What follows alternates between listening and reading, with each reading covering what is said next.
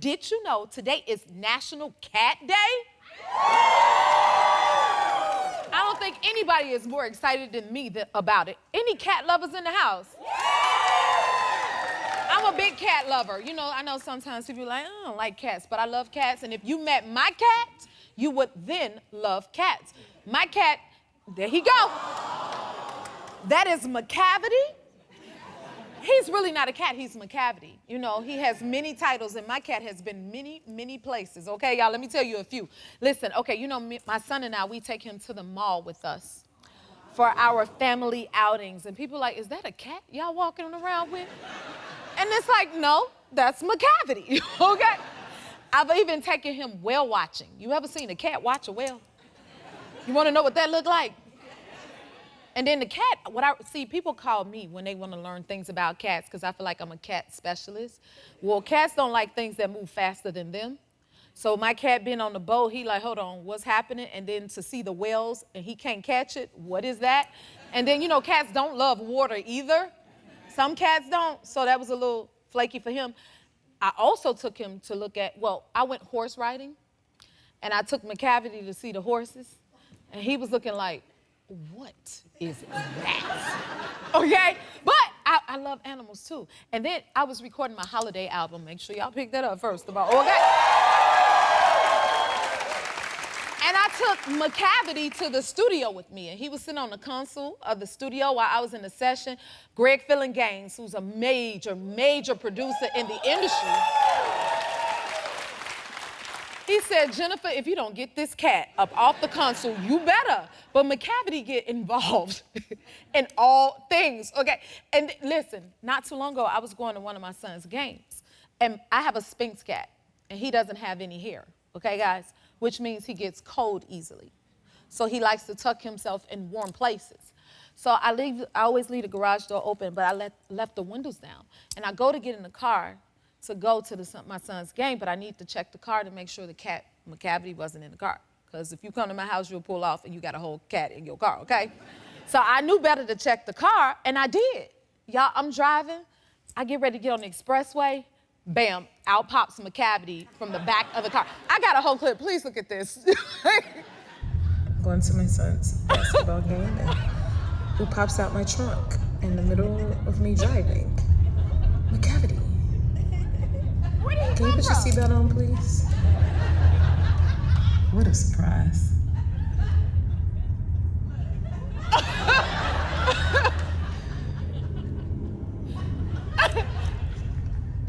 What'd you see from him? Okay. Don't you love him? He stay doing something. You know how to get the staring off and you be like, what you looking at? Like they see extra things or something? That's McCavity. Listen, I sent him on cat vacations. Yeah, cat vacation. Okay, so that means he gets on the airplane and he gets to go back home to Chicago. And when he gets there, then, you know, he gets to go outside. Like here, he doesn't get to go outside. So when he goes outside, he loves to visit the neighbors. To the point, so if he don't come back home, I'm like, he must be at the neighbor's house. To the point, I have to send them cat food and cat litter, okay? And one time I made him give them gifts for allowing him to be able to stay in their home. Now, the last thing I'm gonna tell you about McCavity is he has a schedule. So what he does, y'all, he gets up early in the morning out of my bed, like it's his bed, sits by the fireplace, stretches out, and then he goes through his cat door. Look, y'all think I'm playing. He likes to sit at the, when I sit the chair, once he sit on the counter, he needs to sit. That lets me know, put my chair there so I could get by the fire because he gets cold. And then he watches television, and then he goes outside, visits the neighbors. He knows his curfew, okay? So I rattle the little cat food. McCavity pops in through the cat door, sits back at that same fireplace until he relaxes enough so he can go back to bed and then beat me to bed, and I walk in the room and he looking at me like, what you doing here, okay? So, happy National Cat Day, McCavity. Oh, the last thing, listen, you better believe if a cat got a story, then I know us humans do, because now McCavity got a baby named Popcorn and he raising the child, y'all. Yes, we got a new cat. That's my new cat, Popcorn. Okay, I'm gonna make you a cat lover. If you're not, you're gonna love my cats, Popcorn and McCavity, because look at him. I told you he raising the whole child, look at this. See, one with a whole bunch of hair and one with no hair at all. That's popcorn and macavity. All right. Next on my agenda, we all have unpopular opinions. Now, I hate butter. I don't know about y'all, but I can't stand no butter. So I want to hear some of your hottest takes. Time for my new segment. I don't hate me, but here we go. Hi, Amanda?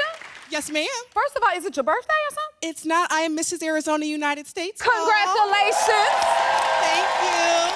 Thank you for having me. Oh, my goodness. I love celebrating things. Congratulations to you, and thank you for sharing your day with us. Thank you. All right, let me hear from you. What's your unpopular opinion? Okay. Raise your hand if you're a parent in the room. Okay. Don't hate me, but you are not your kid's friend. Uh-oh.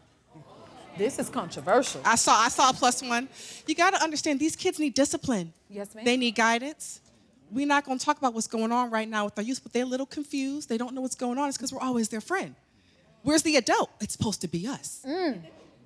Your thoughts? You know what? Yes. Okay, but what this is my thing, and I understand you, Amanda, but what if your kid needs a friend? Is it okay to step in there and be that friend in that time? Or you say, you go get some friends, don't play with me, I'm your mama. I mean, as the aunties used to say, I'm not one of your little friends. Yes, there you go. You know? But that's what the aunties and the uncles and the mentors in the community are for, right? Okay. We're the ones where they know we're going to keep them in line, we're going to guide them, but we should have trusted adults that they can look to maybe talk about those more tougher conversations. Got it. Yep, that's thank you for sharing that. Thank you, and congratulations again. Hi, DeAndre. Go ahead. What you got for us? Don't hate me, but I don't think you should tell your significant other everything. Ooh. If there's something, like if I'm your best friend and I tell you something, why are you gonna go and tell your significant other, especially if it's something that I confided into you? I don't think that your significant other should know, because they might tell somebody else too. Okay, so is that just certain things, or I think it's only certain things. There's only certain things that they shouldn't know, right? Because, I mean, if I'm giggling with my best friend, I mean, hey, I go ahead and tell them, certain things. But if I'm telling you something that I say don't tell anybody, don't tell your partner. Because sometimes everybody says there's no secrets in a relationship. Right. But certain secrets are there because my best friend is my person. Because that's their secret. Yeah. And you shouldn't share that. We all agree with that? Okay, DeAndre, I think I understand you. Okay. Now, your opinions may have been unpopular, but my guests are here by popular demand. Damon Wayans and Damon Wayans Jr. are here today. We'll be right back. Our first guests are a father and son from a legendary showbiz family. Please welcome the hilarious Damon Wayans and Damon Wayans Jr.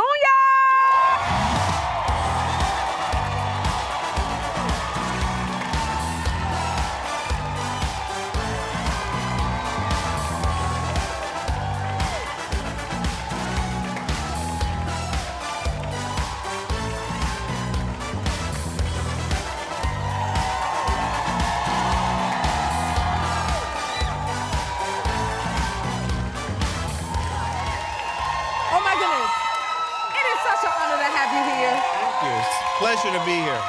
Right, y'all?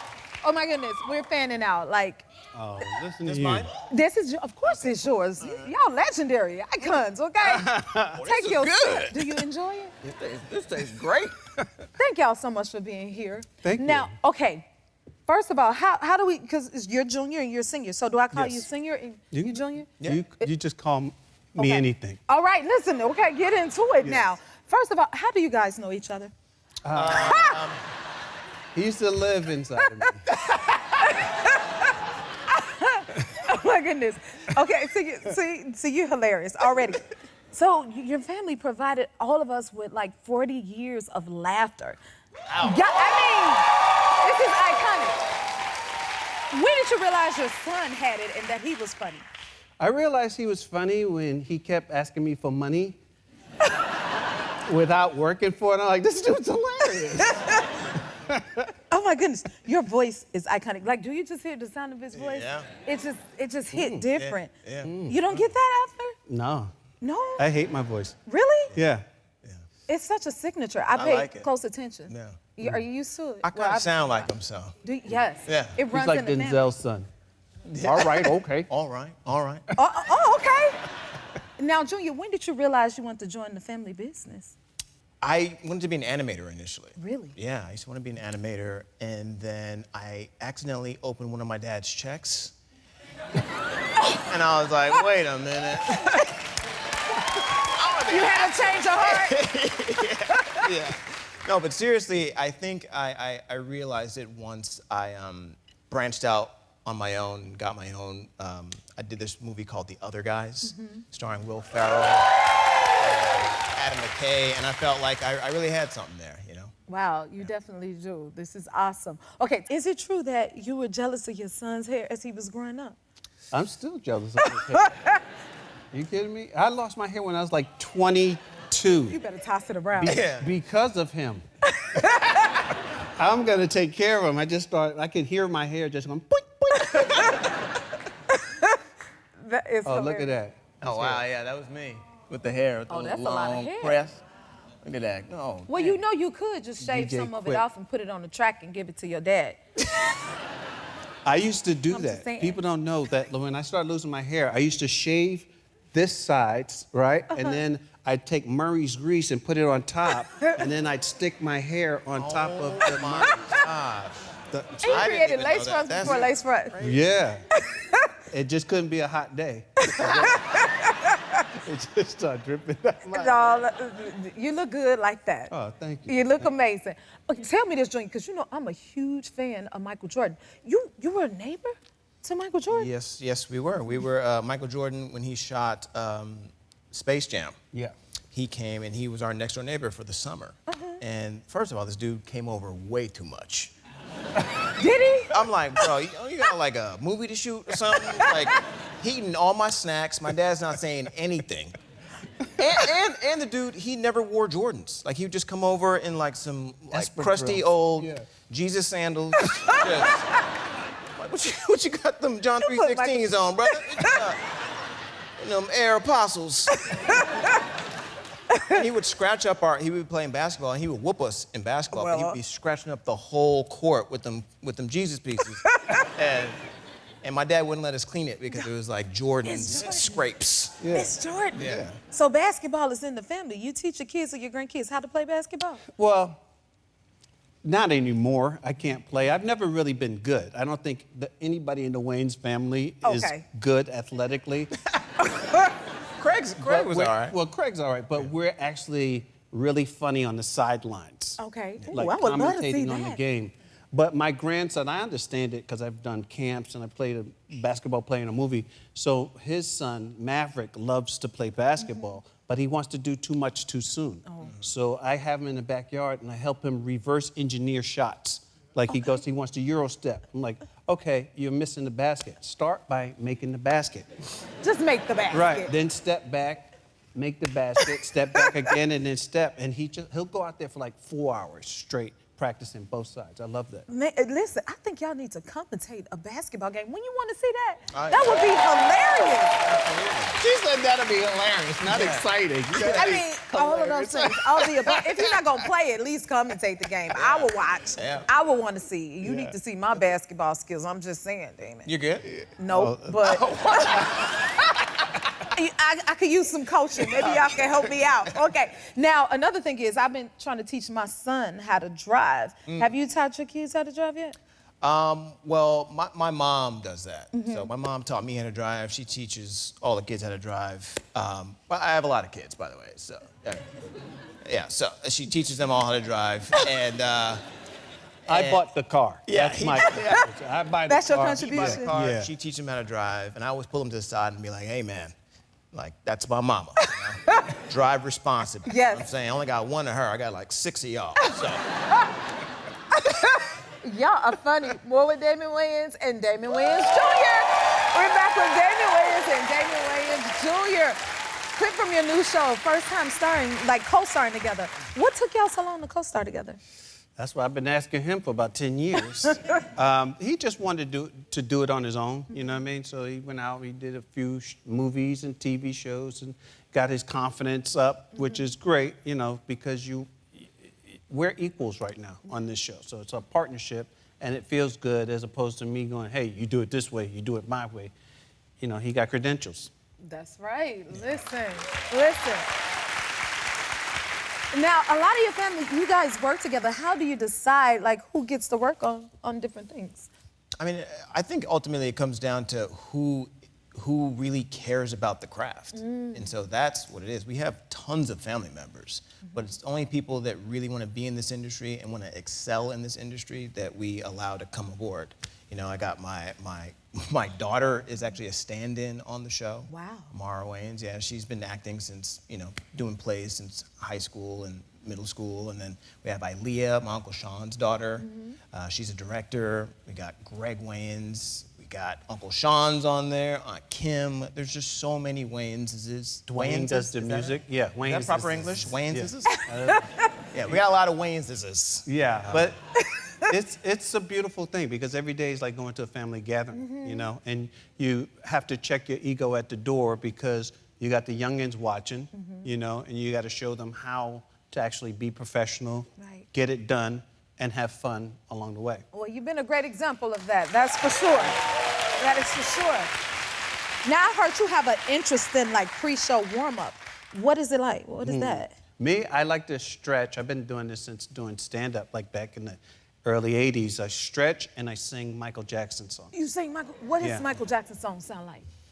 Well, so he has his routine. My routine, like, tour with him, was listening to him sing Michael Jackson off beat. And I'm just like, I know Michael Jackson is somewhere going, Damon, stop. I love that. You're ruining it. That cracks you up. I can't sing. I like old school Michael Jackson, you know, with the Child's Heart and Happy and, you know, all that. Dear Michael. Yeah, there's just so many wonderful songs. And the thing is, when I was young, probably 12 years old, I wanted to be a singer. I had a beautiful voice. I used to sing Michael Jackson songs, like verbatim, same note. And then I went through puberty. And my voice changed, and I go to my mom and said, Ma, can I take some voice lessons? She said, boy, I can't even feed you. You better find something else to do. Yeah. Well, we glad you found what you do, because you do it well. Well, thank you. Right, y'all? Now, you know I can't let you leave without asking you, will you ever bring, like, In Living Color back? Oh, I would love. Don't we want it back? I think this generation needs it. I would love to do In Living Color. It's hard to do like a series because I'm already doing a series, Poppa's House. And then, but I think to do In Living Color specials would be awesome. Please. Please. Oh my goodness. Oh my goodness. Did you see? I mean, well, will you come back again and see us? Oh, we'd be honored. It's such an honor to have you here. Poppa's House airs Mondays at 8:30 p.m. on CBS and streams on Paramount Plus. We got legends in the building. We'll be right back. Our next guests are two incredible moms who wrote into the show to shine a light on their important mission. Take a look. Dear Jennifer, we are Ellen and Kennedy, a mother-daughter duo who are both 3-time surrogates. We have helped 6 families grow by bringing 8 children into the world that have no DNA connection to us. Over 20 years ago, I began my 3 surrogacy journeys in 5 years, delivering triplets, twins, and a singleton. I was 8 years old when my mom began her second journey where she carried triplets. This experience lit a spark in me, and after I welcomed my own son in 2016, I went on to help 3 different families and started my 4th and what will be my final journey this year. We have both experienced the good, the bad, the beautiful, and the ugly, and we thought it was important to start a conversation about all things surrogacy. So, 3 years ago, we started a podcast about our own journeys, which has now turned into a wonderful community. Surrogacy is a work of heart and brings so much joy to all involved. We would be so grateful to have an opportunity to talk about surrogacy with you in the positive light that it truly deserves and spread awareness about this wonderful way to have a family. Thank you. From Marietta, California, please welcome mother and daughter surrogates, Ellen and Kennedy Smith. Thank you so much for being here. Thank you for having us. We're so honored. Really, we are. I'm getting emotional watching those pictures back Oh, there. it makes you emotional. Yeah, sorry. Wow. This is going to be very informative for us all. Can you all explain to us how surrogacy works? Yeah. Surrogacy, just in a nutshell, is when a woman volunteers to carry a child for a single person or a couple when otherwise they couldn't do that for themselves. And in modern surrogacy, today's surrogacy, that's done through IVF. Yeah, it's like extra early childcare. So we're basically babysitting the baby for 9 months, and then when they're born, we reunite them with their parents. Wow, okay. Give him a hand. And how has surrogacy changed over the years? Well, so surrogacy has always been done. It's centuries. But then it became like known as modern surrogacy, like what we know as modern surrogacy in the 80s. And so when she was doing it, even, they would transfer multiple embryos. Yeah, in fact, all my journeys, I did 3, were all multiple embryos that they transferred, and my one that ended up being triplets, they placed 4 in at the transfer and 3 took. So we saw 3 heartbeats at the ultrasound, and that could have split, each one of those embryos could have split, and that would have meant 6. And we'd be going to like an octomom scenario at some point, right? Right. Yeah, and naive as us, I didn't realize that. Yeah, put them all in. Yeah. Yeah, just do it. Whatever. And nowadays, because the science is so advanced, I've done 3 journeys. I'm on my 4th now, and every single time it's been 1 embryo. And it's very hard to get 2 embryos to transfer at once. Yeah. Wow, and you called it a journey. So what is the emotional and physical toll, or if at all, with surrogacy? Yeah, so when you sign up to be a surrogate, you can't just sign up and then the next day you're pregnant. Like, obviously, like, we all wish that that could be it. But you have to actually go through a very thorough background check, your health. You have to go through a health exam, you have to go through a mental exam, all these types of things. And then once that happens, then you can go on your journey. But you also really need a really strong support crew behind you, because this journey isn't just you, it's a journey, right? You need people with you. Yeah. Right, and in my situation, my husband Mike, who's in the audience, we did 3 surrogacies in 5 years. 2 of those were multiples, and that's a lot. And he was my rock. I would not been able to get through that without him. I wasn't able to. Love your passion around it. It's amazing. Now, how do you ladies hope to change the stigma around surrogacy? Well, we hope to change the stigma by sharing by getting education and the correct information out there, which is why we actually started our podcast called Stop Sit Surrogate about 3 years ago now. And on there, you know, we talk to surrogates, we talk to intended parents, we talk to professionals in the community, because we're trying to destigmatize the misinformation that's out there. Because a lot of the times, the most common one is transactional, you're paid a lot. Well, no, surrogacy isn't transactional, it's a work of heart. It has to be. It is. And we also wrote a children's book called My Mom Has Superpowers. Oh. Yeah, and it's told, it's told from the perspective of a child whose mom is going through a surrogate journey. Yeah. Wow. And do you keep in touch with the families at all? Like the families that you help? Yeah, so I actually keep in touch with my second family. But unfortunately, they live in Australia. So we talk on birthdays and holidays, and yeah. How about you? And I also keep in touch with my second family. That's the triplets. They're 22 now. So it's, yeah. They're in college. It's crazy. Yeah. Oh my goodness. Their parents are, oh my gosh, their parents should be really the poster children for intended parents for surrogacy journeys, because they are so amazing. And that family is just truly inspiring. Truly, I just love them. This is inspiring to hear this. Thank you. And, right? I love that you're informing us all about that whole thing. You know what I mean? Well, I heard you guys haven't seen these guys in a minute, so I wanted to set it up, and maybe they could come out and you get to see the triplets and the dads. Come on out, guys! It's a reunion! There you go! Wow! Are these the triplets? This is such a cool reunion. Okay, come on. We gotta come over here. This is insane. What was Ellen and Kennedy and the Feldman family when we come back? Ooh, we're back with surrogates Ellen and Kennedy Smith, who we just reunited with the family. They've helped the Feldman's family. Oh my goodness. Okay, tell me, who do we have here, guys? This is Jason. Hi, Jason. Terry. Hi, Terry. We're gonna go baby A, B, C. Baby A was Ben, baby B was Madison, baby C was Sebastian. Oh my goodness. What a reunion.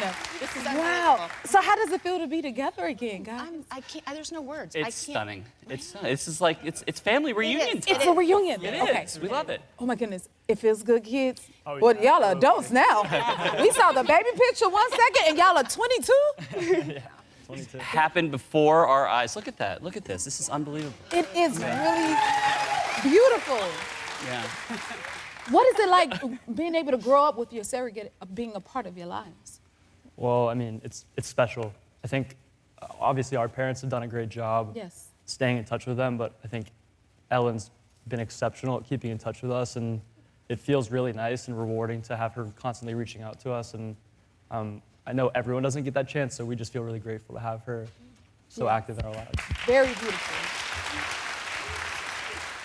What does it mean to you? Because I see you're emotional. I love your passion. I know. Like, what does it mean to you to have everyone here? I'm overwhelmed, I'm overjoyed. They live all across the country. It's amazing that they all came in for me and her. It's amazing. Yeah. It is. It is. But when you think about it, though, you know, this is a person who gave us her body really effectively for 9 months to carry these three. And let me tell you, we've had to carry them for the last 20 years. But that was no easy task. And because Ellen selflessly, and Mike, her husband Mike, who gave everything to allow, and her family, to give us this chance to have our own family. Yes. It's the gift that keeps on giving. Yes. And what is it like for you guys having 3 beautiful children? It's amazing. I mean, our dream was to have a family, but we never dreamed that we would have this family. Right. Such a beautiful I get family. emotional about it, too. Being 2 guys in the early 2000s, we knew we wanted a family, but we didn't know how. Right. And we were actually watching a television show, and they featured a surrogacy organization. And that's how we started the journey. Life-changing. Life-changing. Such a beautiful, beautiful, beautiful moment. I love this. Okay, well, your whole family is here, so it's only fitting that we do a family photo, guys. So come on down, the rest of the family. We gotta capture this moment, okay?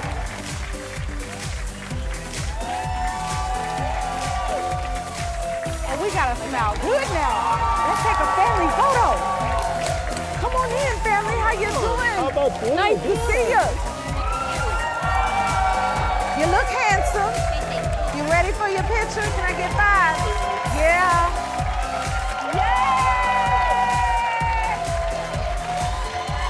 Hi, family.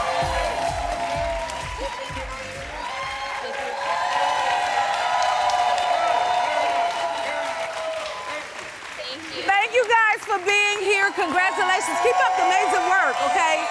Such a beautiful family, guys. Thank y'all for sharing this moment with us, okay, guys? All right, we'll be right back. Our next guest is award-winning sports journalist who broke down barriers for women in her industry. Please welcome the iconic Hannah Storm.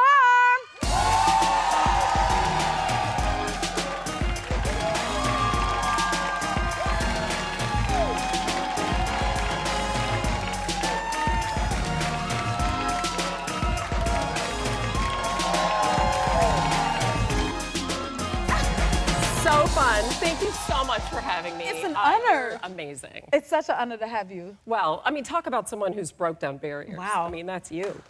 Yeah.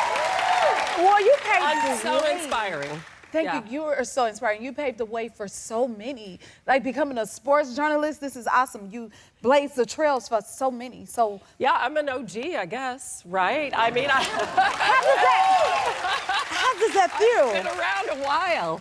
I got into it because my dad was in sports, so he was in like management, right, and business. So when kind of cool, right? So when it wasn't a school night, there's my dad. I lost him a few years ago. Sorry to hear that's that. Big Mike. I love him so much. Wasn't expecting that. But when it wasn't a school night, he would take us to games. We would get to go to games. So I would go and just be around basketball. Yes. And just see all the glamorous, women there and the players, and everybody was having so much fun. And I always associated sports with a great time. So when I went to college, Notre Dame, don't hate me. I know, Pete, it's polarizing, I know, but you know, what can I say? That's where I went, because my dad went there. And I was a big ham, and you know, I wanted to go into broadcasting, and I just knew that sports was so much fun. Yeah. A lot more fun than like city council meetings and things like that. So You followed your passion. The only problem was there were no women doing it at the time. So I really wanted to follow my dream, but it was really difficult. Wow, but you did it. Yeah, I mean, I had people say,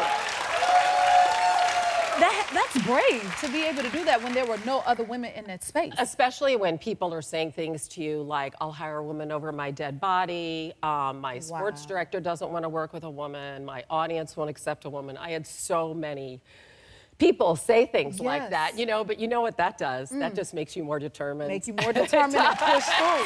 Tell us this, how did you get the nickname Storm? Oh my gosh. So, remember I told you that I couldn't get a job as a sportscaster at first, how hard it was?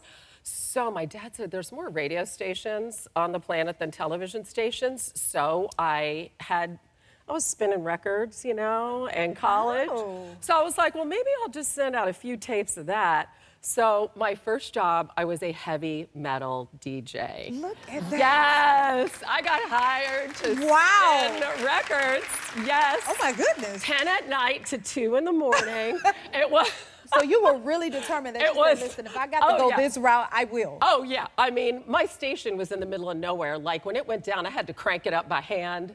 I had to, like, move the cows away from the gate to, like, drive into the station. Like, it was crazy. But I got my name, Hannah Storm. It was like, storm by the sea, the storm is coming in. And it was my DJ name, and it stuck. It stuck? People are like, you should do the weather. I'm like, yeah, I've heard that joke before. We're good. I'm here to do bigger things, that's for sure.